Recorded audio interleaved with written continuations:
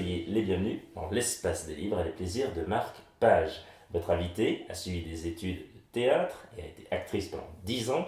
Après une petite année de journalisme et d'édition, elle écrit depuis plus de 15 ans des livres pour enfants.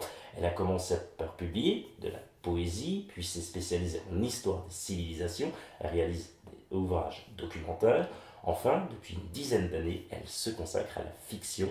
Il s'agit de Sylvie Alouche. Elle vous présente son dernier roman, Snap Killer, aux éditions Syros, qui d'ailleurs, on en profite pour saluer et remercier Manon, qui s'en reconnaîtra et qui sans elle, cette interview n'aurait pu se faire. On vous embrasse, Manon. Sylvie Alouche, bonjour et bienvenue dans la chronique de Guillaume Sautet. Bonjour, Comment allez-vous, Sylvie? mais ça va très bien, un peu fébrile parce que Snap Killer sort demain. Donc c'est toujours un moment particulier la sortie d'un livre. Alors bon, j'attends avec impatience. Exactement, alors peut-être que cette interview, si vous l'entendez, le livre sera déjà sorti, le demain n'existera plus, mais quoi que l'interview se fait, on va le dire à celles et ceux qui nous écoutent, le 13 mars, oui, et le livre sort bien le 14 mars, donc l'auteur forcément attend ça avec impatience et on le sait. Sylvie, avant de parler de Snap Killer, on va s'intéresser à vous. Oui, on a envie de vous connaître, d'apprendre un petit peu plus sur vous. Racontez-nous votre expérience dans le théâtre ou encore dans le journalisme et l'édition. Oui, trois domaines que vous avez pu, on va dire, toucher. Racontez-nous. Oh là là, moi je suis une touche à tout et la première grande passion ça a été le théâtre, vraiment. Et je l'ai découvert au lycée, tout bêtement, une pièce qui se jouait dans le cadre du lycée. Je suis allée la voir et je me suis dit, c'est ce que je veux faire. Voilà, après, évidemment, j'ai pris des cours et puis ça s'est enchaîné. J'ai rejoint une troupe professionnelle où j'ai joué pendant 7 ans en professionnel avec eux. Auparavant, j'avais fait 3 ans d'art dramatique. Mais ça a été une véritable passion, un enrichissement absolu en littérature, en théâtre. J'ai vraiment grandi à ce moment-là. Ensuite, il y a toujours eu, vous l'avez pas cité, mais c'est très important pour moi, c'est la photographie. Voilà, j'ai été photographe, je le suis toujours, mais j'en fais moins parce que j'écris beaucoup plus, c'est difficile de caser, mais je suis, par exemple, à l'agence Bridgman Giraudon. C'est une agence internationale qui ont des photographies à moi. J'ai exposé, j'ai lancé des projets, des choses qui sortent un petit peu de l'ordinaire. Du coup, on m'a souvent dit que j'étais inclassable, ce qui peut être très flatteur, mais en même temps, c'est un petit peu ennuyant parce qu'on ne sait pas où me mettre. Si vous voulez, en photographie, depuis quelques années, j'essaie de faire le pont entre la photographie, la peinture, la gravure. Et enfin voilà, voilà, je suis très curieuse de plein de choses. Et je fais beaucoup moins de photos évidemment parce que l'écriture me prend un temps fou et que j'adore aussi écrire, donc il n'y a pas de souci. J'aime écrire des histoires et voilà, par moment il faut faire un choix. Quand vous n'écrivez pas ou que vous ne photographiez pas, qu'est-ce que vous aimez faire? Quelles sont vos passions? Je sais pas, est-ce qu'il y a du sport, des balades, je sais pas, des théâtres, des concerts? Qu'est-ce que vous aimez faire? Oh, un petit peu de tout. J'aime beaucoup voyager quand j'ai le temps. Et je lis beaucoup. Oui, les balades, bien sûr, mais j'aime voyager, j'aime rencontrer les gens. Le dernier voyage marquant pour moi, ça a été le Japon. Et je n'ai qu'une hâte, c'est d'y retourner. Et un choc émotionnel, culturel, la rencontre de la beauté, de l'harmonie en me baladant dans les jardins. Voilà, j'aime aller au cinéma, j'aime les soirées entre copains. Voilà. Si l'on se dirige, on est avec vous, on est chez vous, on se dirige là tout droit vers votre bibliothèque, on lève les yeux, qu'est-ce qu'on va pouvoir y retrouver notamment? Vous avez dit que vous aimiez lire, qu'est-ce que vous aimez lire? Ah, alors, oh, ben, c'est pas difficile parce que je suis dans mon bureau, je n'ai qu'à me retourner. Mais je peux lire de tout, mais en fait, heureusement que j'ai lu mes classiques avant de tomber dans le chaudron voudront du polar. Parce que 9 livres, aujourd'hui, 9 livres sur 10 que je lis, c'est du polar. Alors, mais pas que. Bien sûr, beaucoup de romans noirs, romans policiers. J'ai quand même aussi beaucoup de livres sur la photographie et de photographes. Pour n'en citer qu'un, Saul Letter, qui a vraiment changé mon regard de photographe et m'a vraiment impressionné. Ensuite, en littérature, qu'est-ce que je peux vous dire? La poésie, beaucoup de poésie. Et c'est ce qui m'a sauvée. Quand je dis sauvée, j'étais pas proche de la noyade, hein, c'est pas ça. Mais qui a fait entrer la beauté à l'état pur dans mon esprit, voilà. Et elle ne me quitte jamais. Et dans tous mes ouvrages, même les polars, depuis que j'en écris, il y a toujours un moment de poésie. Voilà, que vous dire d'autres si je regarde encore de plus près ma bibliothèque, il y a Romain Gary. Voilà, c'est un de mes auteurs phares. Virginia Woolf. Je lis beaucoup de choses, mais beaucoup de polars aussi. Sylvia Louche, intéressons-nous cette fois-ci à votre dernier roman, Snap Killer, aux éditions Syros. Comment vous est venue l'idée de ce roman, d'écrire ce roman? Expliquez-nous. La Snap, on pense tout ce qui est réseaux sociaux, tout ce qui est Periscope, donc Snapchat, on a les citer, on va quand même le faire, mais c'est vrai que c'était un domaine où j'allais dire c'est très rare qu'on puisse faire un roman là-dessus. En fait, je vais vous dire très honnêtement, il y a 2 ans, quand j'ai commencé à penser à cette histoire, elle est née, et ça je ne cesserai de le dire si je suis interviewée par ailleurs, c'est la première fois que j'écris un roman parce que je suis en colère. Habituellement, j'écris parce que j'ai une histoire en tête et que je pense à développer, je suis avant tout romancière et là, en colère parce que assez d'entendre que une jeune fille, une adolescente s'est suicidée. Et il y a 2 ans, c'était encore le cas d'une jeune de 13 ans ou 14 ans qui s'est jetée du 12e étage à force de harcèlement et qui n'en pouvait plus. Et à partir de ce moment-là, vraiment, il y a une grande colère qui est entrée en moi. Et je me suis penchée encore plus avant sur le sujet. J'ai fait des recherches. Je me suis énormément documentée. J'ai pas participé, mais lu, assisté à des forums, beaucoup de parents. J'ai appris vraiment énormément de choses. Et puis j'ai arrêté. Parce que, je passe de la réalité à la fiction. Je ne suis pas journaliste, je n'allais pas faire un reportage sur le suicide des adolescents, le harcèlement, etc. Donc je passe à la fiction. J'abandonne, je suis riche de ma documentation, mais je l'abandonne à un moment parce que, maintenant je crée mes personnages autour de ce sujet. Mais ce que j'ai découvert, c'est absolument abominable. C'est-à-dire que ces jeunes, vous vous rendez compte qu'il y a, si je me souviens bien, environ entre 700 et 1000 cas de harcèlement par an, c'est-à-dire qu'un élève sur 10 a ou a été victime de harcèlement, que ce soit via les réseaux sociaux, du harcèlement direct, des violences verbales, etc.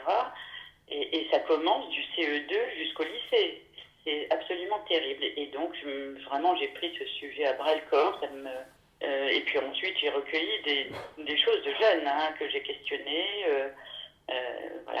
Ma nièce Maëlys m'a raconté aussi des choses qu'elle a entendues. C'est très important et pour moi, c'est un sujet, mais c'est un sujet grave. Alors, dans mon livre, bien sûr, il est question donc de harcèlement, mais surtout aussi de la souffrance de ce monde d'adolescents, aussi le fossé qu'il peut y avoir à une période précise de l'adolescence entre ce que ressentent les jeunes et le monde des adultes. Le fossé est immense. Il faut faire le pont, il faut faire le lien. Parallèlement à ça, je reprends l'équipe de flics de Stabat Murder, qui est dirigée par Clara Di Ladio. Et c'est elle qui va mener l'enquête, puisque le livre commence avec Garance et Gabriel, deux jeunes, qui ont entre 17 et 18 ans et qui s'aiment d'un amour fou. Voilà. Malheureusement, Garance est victime de harcèlement et ça ne va plus la quitter jusqu'à l'instant fatal. Voilà pour dire des choses sur Snap, Killer.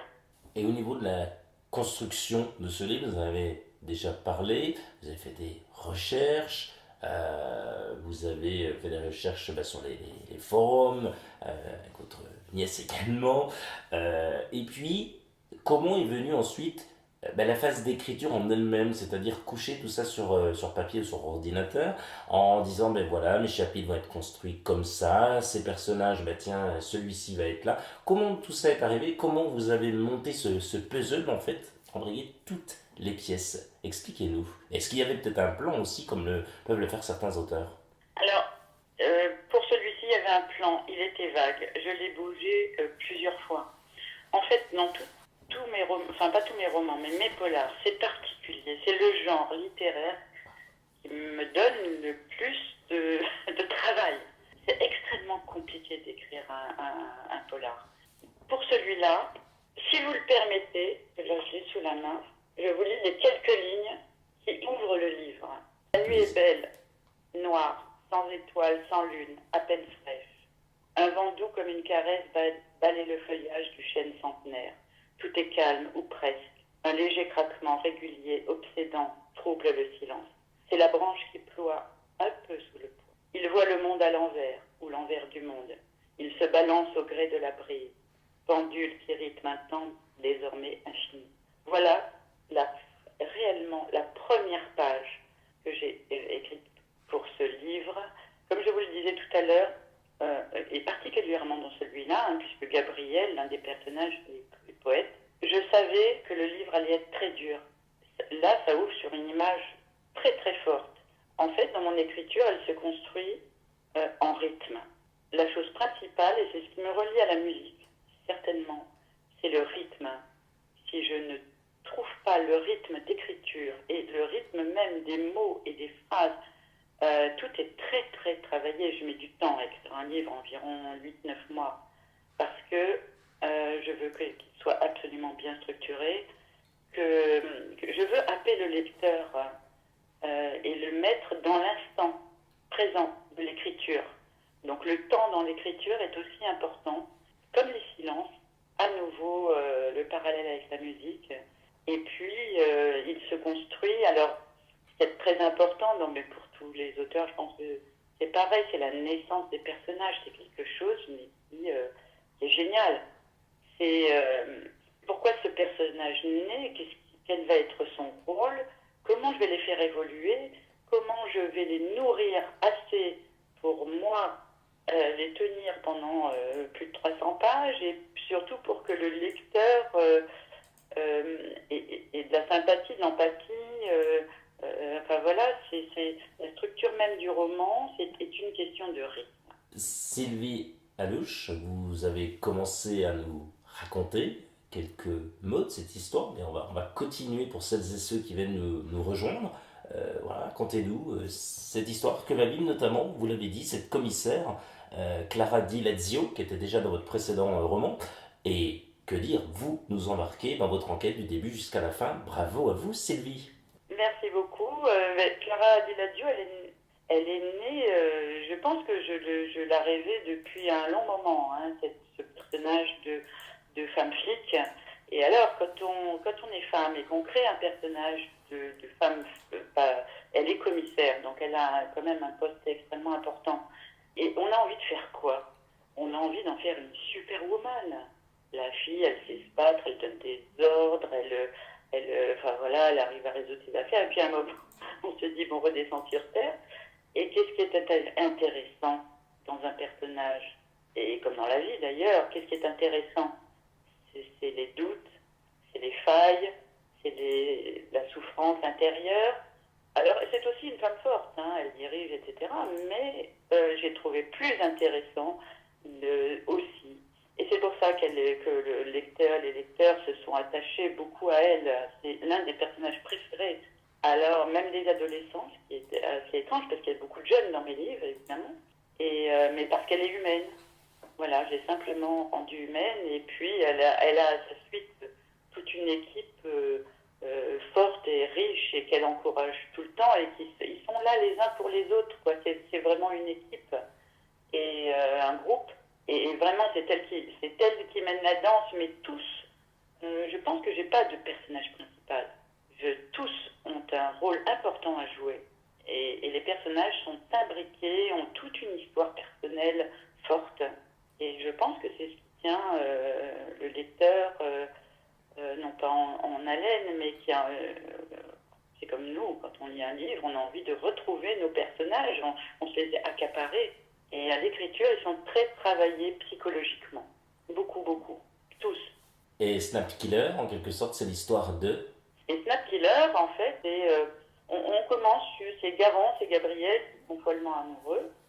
Voilà, elle est lycéenne, une fille apparemment sans histoire. Enfin, je veux dire, quand je dis sans histoire, elle n'est pas meilleure que les autres, elle n'est pas...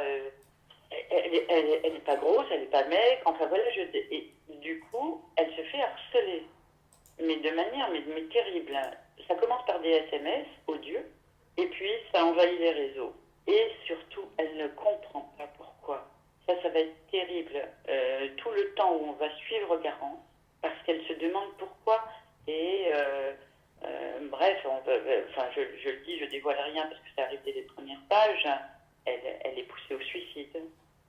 Voilà, la quête de son ami Gabriel, ça va être de trouver qui a fait ça, pourquoi. Et puis je fais des bonds dans le temps. Là, je ne peux pas trop en dire, je réfléchis à ce que je suis en train de dire pour rien dévoiler. C'est important pour les futurs lecteurs. C'est difficile de résumer un polar. Hein. Et ensuite, évidemment, Clara Di Ladio et son équipe va se mettre en marche, vont essayer de rechercher. Ça va être terrible parce que ça va se situer beaucoup à l'intérieur du lycée, donc tous les suspects potentiels, ils sont nombreux. Voilà, il va suivre vraiment toutes les pistes. Et il y aura évidemment des fausses pistes, des vraies pistes, des vrais indices. C'est compliqué ce que vous me demandez.